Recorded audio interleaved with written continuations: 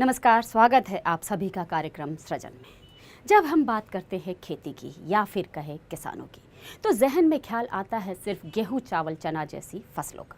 लेकिन आज हम बात करेंगे उन किसानों की जिन्होंने परंपरागत खेती से हटकर संरक्षित खेती के जरिए फूलों की खेती कर रहे हैं और संदेश दे रहे हैं उन्नति और खुशहाली का।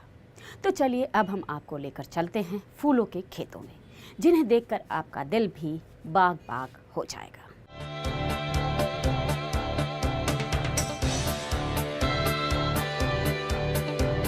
जी हाँ, हम पहुंच गए हैं राजधानी भोपाल के ग्राम परवलिया में अजय कुशवाहा के खेत पर, जिन्होंने मिसाल कायम की है। जहां नजरें दौड़ाएंगी बस फूल ही फूल। इन फूलों के रंगों को देखिए, इनकी एक एक पंखुड़ियों को देखिए। कुदरत ने मानो बड़ी ही फुर्सत से इन्हें तराशा है। ये एक ही प्रजाति के हैं, लेकिन अपने अलग अलग रंगों से ये अपनी खूबसूरती का इजहार कर रहे हैं। आम भाषा में जरबेरा के नाम से जाना जाता है, जिसका बॉटनिकल नाम बार्बटन डेजी और ट्रांसवाल डेजी है। इन फूलों ने ग्राम परवलिया की खूबसूरती ही बढ़ा दी है।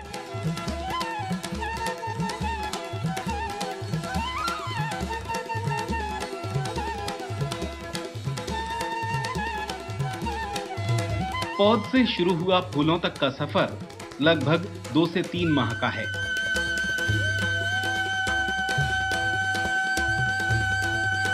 ये सिर्फ मेहनत का फल या कह लें फूल नहीं, बल्कि मेहनत के साथ साथ जुड़ा है तकनीकी कौशल और मध्य प्रदेश शासन के प्रयास। सबसे पहले बात करते हैं बगिया के माली से, जो मालिक भी हैं इस बगिया के। 9 वैरायटियाँ हैं। 9 वैरायटियों में सबसे ज़्यादा मार्केट में चलने वाली है, एक रेड है, वाइट है और येलो है। ये सबसे ज़्यादा मार्केट के अंदर चलती हैं और इसका सीज़न के हिसाब से रेट रहता है। जैसे अपना नवंबर से लेके अप्रैल तक, मई जून तक इसका 15 से 20 रुपये पर फ्लावर भी जाता है। और ऑफ सीज़न में ये मतलब 5 से 6 रुपये पर स्पाइक जाता है। 7 से 8 लाख रुपए पर ईयर इसके अंदर से मैंने अपना निकाला है। अजय कुशवाहा नाम है उस युवा का जिसने न सिर्फ सपने देखे, बल्कि उन सपनों को पूरा करने का हौसला भी रखा और इन हौसलों को बुलंद किया मध्य प्रदेश शासन की योजनाओं ने। शासन के उद्यानिकी विभाग ने इस शिक्षित युवा के लक्ष्य को पाने का रास्ता आसान करने में पूरा सहयोग किया। खेती को लाभ का धंधा बनाने का सपना देख रहे मुख्यमंत्री शिवराज सिंह चौहान के संकल्प को यथार्थ में बदल दिया। मेरा एक पैशन था कि मेरे को अपना पढ़ाई पूरी करने के बाद मुझे क्या करना है और कैसे करना है। फिर मैंने अपने चाचा जी से इसको गाइडेंस लिया। चाचा जी ने मुझे पूरी जानकारी बताई। उन्होंने कहा कि आप उद्यानिकी विभाग के ऑफिस जाइए। तो वहाँ पे फिर मैं गया। वहाँ पे मैं अपने जो डीओ ऑफिसर जो होते हैं उन्होंने मुझे बताया कि ऐसे करिए, जो जरबेरा की खेती आप करना चाहते हैं इसके लिए गवर्नमेंट 50% अनुदान देती है और इसको आप करिए, वो काफ़ी अच्छा रहेगा ये। फिर उसके बाद फिर मैंने इसको प्रोसेस में डाला। प्रोसेस में डालने के बाद गवर्नमेंट द्वारा मुझे लॉटरी द्वारा ये मेरा पॉली हाउस का निकला है और फिर उसके बाद इसको मैंने करा है। अब हम परवलिया ग्राम से निकलकर रुख करते हैं खजूरी गांव की ओर, जहां है फूलों का राजा गुलाब। एक समय था जब इनकी पैदावार मौसम की मोहताज होती थी, लेकिन आधुनिक तकनीक ने आज इनकी खेती को हर मौसम में सहज और सरल बना दिया है। मध्य प्रदेश के उद्यानिकी विभाग की मदद से किसान फूलों की खेती कर नित नए उन्नति के मुकाम हासिल कर रहे हैं। अब हम बात करते हैं फूलों के राजा गुलाब की, जिसका नाम ही सुरभि भरी सुंदरता का एहसास करा जाता है। देश के पहले प्रधानमंत्री जवाहरलाल नेहरू की शान में 4 चांद लगाने वाला एक गुलाब आंगन में जब खिलता है तो सारे आंगन की शोभा वो एक गुलाब बन जाता है। अब जरा सोचिए, गुलाब का पूरा बागीचा आपकी आंखों के सामने हो तो इस एहसास को शब्दों में बयां कर पाना किसी के लिए भी मुश्किल ही है।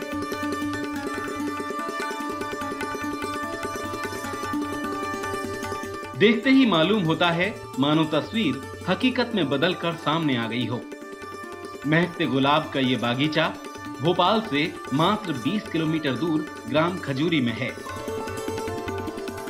संरक्षित खेती के ऊपर ज़्यादा ध्यान दें, जैसे वर्षा का, ओले का, पाले का जिन पर ज़्यादा असर नहीं पड़ता है, वैसी खेतियों पर हम ज़्यादा ध्यान दें तो किसान को नुकसान भी नहीं उठाना पड़ेगा। जैसे उदाहरण के लिए आप अनार के पेड़ लगाइए, आम के पेड़ लगाइए, यानी फलोद्यान का प्रयोग करिए तो इनमें वर्षा का या ना वर्षा का कोई ज़्यादा असर नहीं पड़ता और जल्दी ये पेड़ पौधे ख़राब भी नहीं होते हैं। तो बागवानी की तरफ हम ज़्यादा ध्यान देंगे, जिससे कि किसानों को नुकसान, और किसानों को इस बात के लिए प्रेरित करेंगे कि उनके पास यदि थोड़ी सी भी अतिरिक्त ज़मीन है, जैसे 1 एकड़ 2 एकड़ अतिरिक्त ज़मीन है, तो उसमें फलों का बगीचा लगाएं। जैसे कि आम के पेड़ हैं, अमरूद के पेड़ हैं, अनार के पेड़ हैं, अंजीर के पेड़ हैं, और भी जो फल अपने मध्य प्रदेश में होते हैं। जैसे हमारे यहाँ मध्य प्रदेश में मंदसौर रतलाम की तरफ है, अंगूर की खेती अच्छी होती है। तो इन खेतियों पर हम ज़्यादा ध्यान दें तो किसान को लाभ होगा। और दूसरे पॉली हाउस है, ग्रीन हाउस है, इनकी तरफ भी अपन ध्यान दें। इनमें पानी भी कम लगता है, ड्रिप इरिगेशन के जरिए या फिर वो टपक सिंचाई के जरिए उसको सींचते हैं। जैसे फूलों की खेती है और भिंडी है, टमाटर है, मिर्ची है, शिमला मिर्च है और खीरा ककड़ी है। ये पॉली हाउस, ग्रीन हाउस में अच्छी फसलें होती हैं। इनकी तरफ भी हम किसानों को प्रोत्साहित कर रहे हैं। मध्य प्रदेश देश का दिल है तो उज्जैनी उसकी आत्मा, जहां सिंहस्थ कुंभ की विशालता क्षिप्रा के तट को अलौकिक सौंदर्य देती है। महाकाल का अभिषेक, भस्म आरती और श्रृंगार मोक्ष प्राप्ति के नए द्वार खोलता है। शिव आराधना के लिए महाकाल के दरबार में ना कोई छोटा ना बड़ा, महाकाल सबको अपना आशीर्वाद देते हैं, दीर्घायु, यशस्वी और भाग्यवान होने का। महाकाल ने पुकारा है, पधारो उज्जैन। सिंहस्थ 2016 22 अप्रैल से 21 मई, क्षिप्रा के तट पर अमृत का मेला।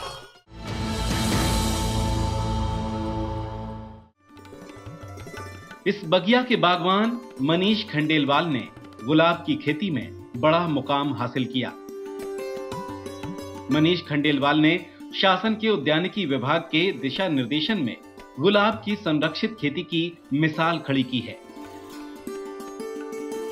मनीष खंडेलवाल गुलाब की खेती में मिली सफलता से बेहद उत्साहित हैं और भविष्य में कई और योजनाएं भी बना रहे हैं। मेरे पास 10 एकड़ खेती है और मैंने पॉली हाउस का इसलिए सोचा क्योंकि बाहर जो खेती होती है उसमें बहुत ज़्यादा बीमारियां लगती है, इसलिए पॉली हाउस लगाने का सोचा।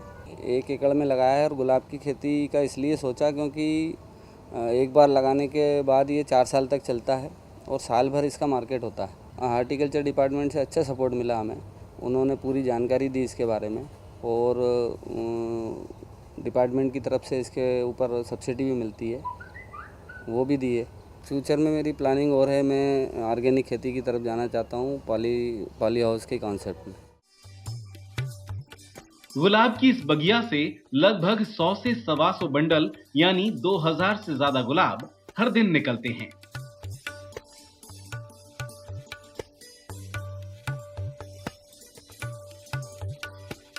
अब फूल मौसम के मोहताज नहीं है। तकनीकी के जरिए हर मौसम में न सिर्फ फूलों की खेती की जाती, बल्कि बदलते तापमान, पाला, तुषार, गर्मी, बारिश भी इन गुलाबों को नहीं मुरझा पाते। खैर चलिए आगे बढ़ते हैं। देखिए इन फूलों को बाजार तक पहुंचाने के लिए इनकी कटाई भी कितनी सफाई के साथ की जाती है।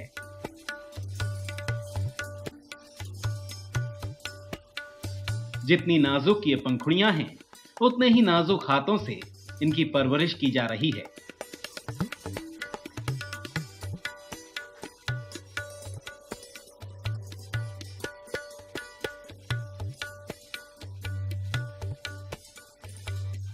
एक एक फूल को उठाकर उस पर पानी का स्प्रे किया जा रहा है और जब पानी की बूंदें शबनम बनकर इन पर जमती हैं तो इन फूलों की खूबसूरती सोने पर सुहागा की कहावत चरितार्थ कर रही है।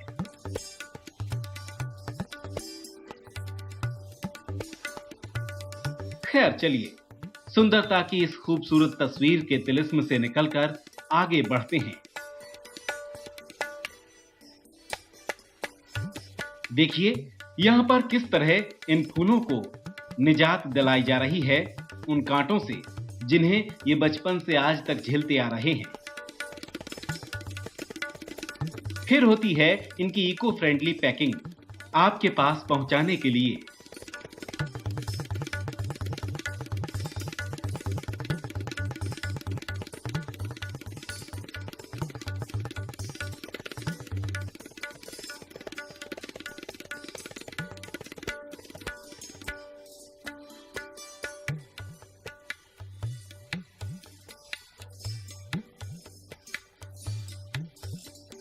फूलों का राजा गुलाब हो या प्रकृति का नायाब तोहफा जरबेरा, हर किसी को अपने दिल के करीब ही मालूम होते हैं। दिल में खुशियों की लहरें उमड़ रही हों या फिर गम का खामोश सागर उफान पर हो, हर मंजर में इन फूलों की तासीर भी दिल के साथ हम कदम सी हो जाती है।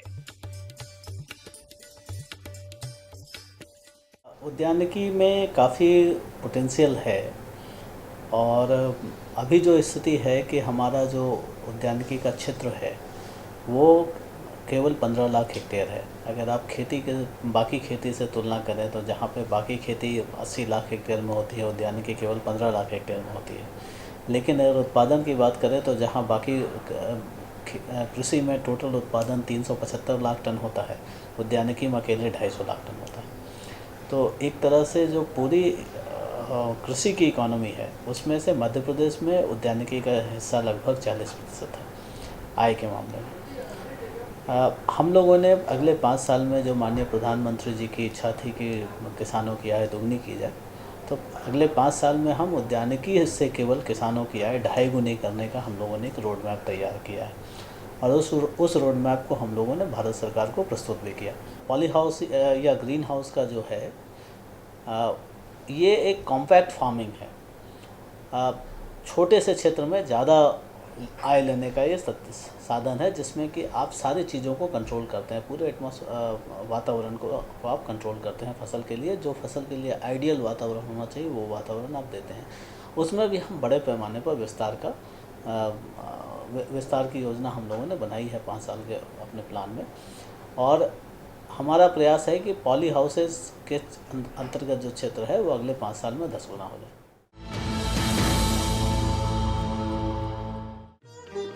मां शिप्रा का तट और सिंहस्थ का समागम, जहां साधुओं से लेकर सांसारिक तक सब शिव का आवाहन करते हैं।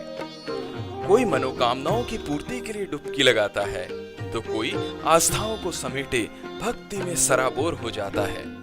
ओम नमः शिवाय कहते कहते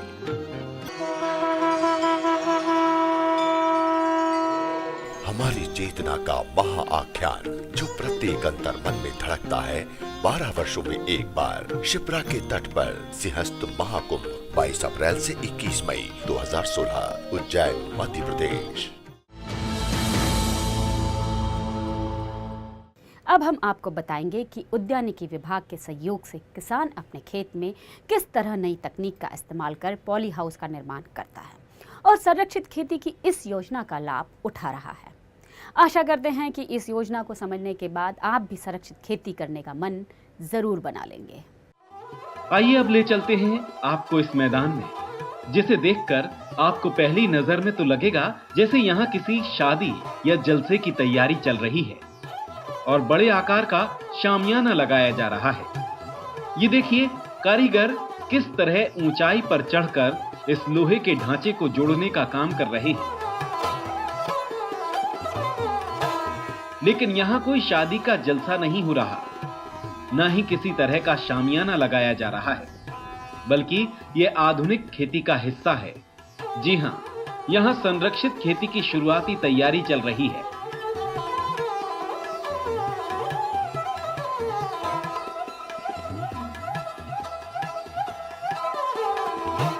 ढांचे के लिए आमतौर पर जीआई पाइप या एंगल आयरन का इस्तेमाल किया जाता है, जो कि मजबूत और टिकाऊ होते हैं। इन आयरन एंगल को खड़ा करने के लिए जमीनी स्तर से तकनीक का इस्तेमाल शुरू हो जाता है,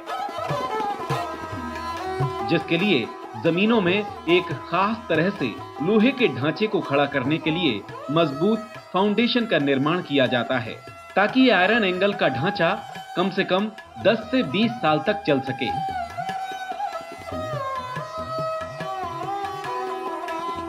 इसी तरह एक खास बात और, इन लोहे के ढांचों को आपस में जोड़ने के लिए विशेष तरह के नट बोल्ट का उपयोग किया जाता है, जिसके बाद तैयार होता है फसलों को संरक्षित करने के लिए पॉली हाउस का बुनियादी ढांचा।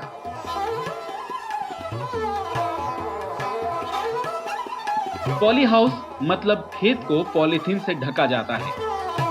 पॉलीथीन के बने इस आवरण के लिए 600 से 800 गेज की मोटी पराबैंगनी प्रकाश प्रतिरोधी प्लास्टिक शीट का इस्तेमाल किया जाता है।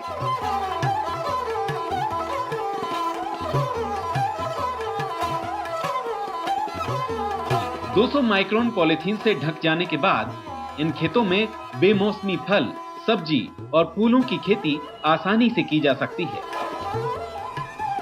पॉली हाउस बनाने से फसलों को ज्यादा बारिश, गर्मी, पाला, तुषार या फिर किसी भी तरह की प्राकृतिक आपदा से नुकसान नहीं पहुंच पाता।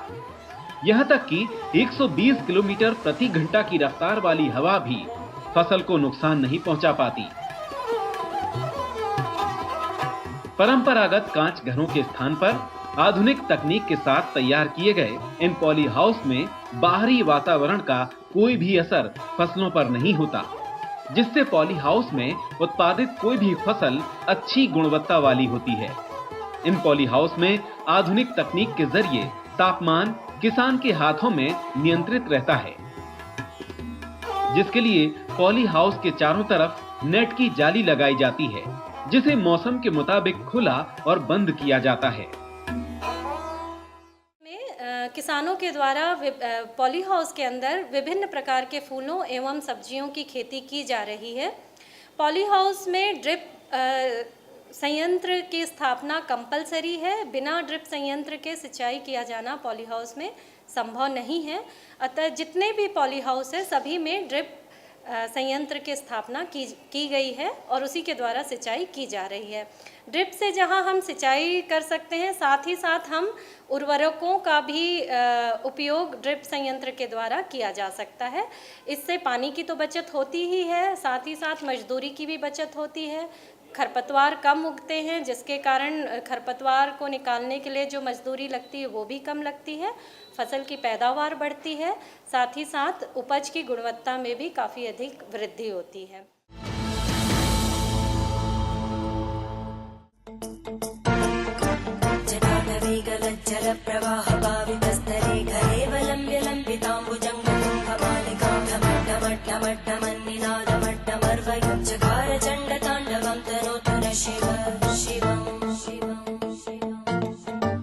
आकाश में तारकलिंग, पाताल में हाटकेश्वर और पृथ्वी पर महाकालेश्वर की हम स्तुति करते हैं।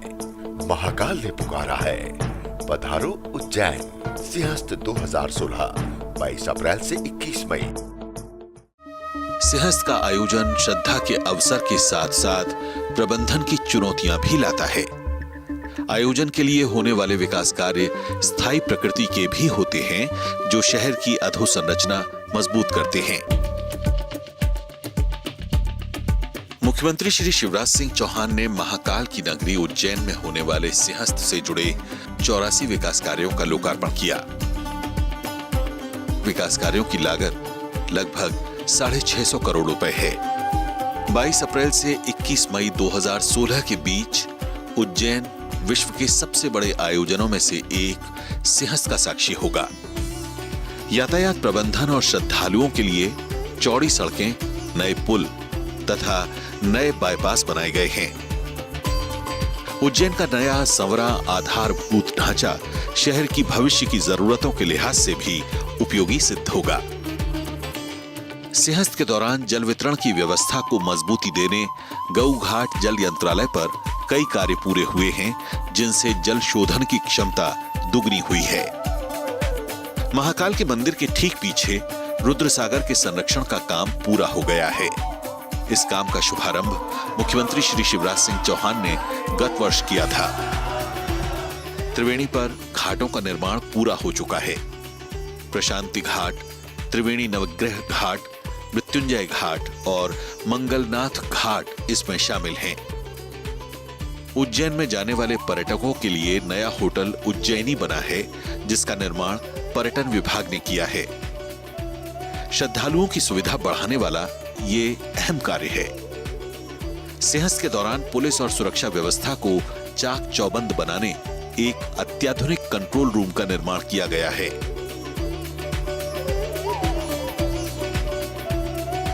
पूरे क्षेत्र में सौंदर्यीकरण के अलग अलग कार्य संपन्न हुए हैं, जो शहर को दर्शनीय बना रहे हैं।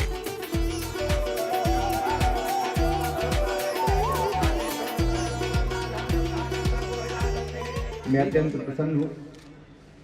एक संकल्प था जो पूरा हो रहा है, एक सपना था जो साकार हो रहा है। हम सबकी इच्छा थी, महाकाल बाबा के नगरी के सभी बहनों और भाइयों की इच्छा थी, मेरे भी अंतर्मन की इच्छा थी कि जो हमारा सिंहस्थ संपन्न होने वाला है तो अद्भुत हो, अद्वितीय हो और ऐसा हो कि उज्जैन में महाकाल महाराज की नगरी से पूरा संदेश विश्व मानवता की शांति के लिए महाकाल बाबा की नगरी से जाए। उज्जैन सिंहस्थ के आयोजन के लिए पूरी तरह तैयार है। यहाँ हुए काम सिंहस्थ के सफल आयोजन को संभव करेंगे।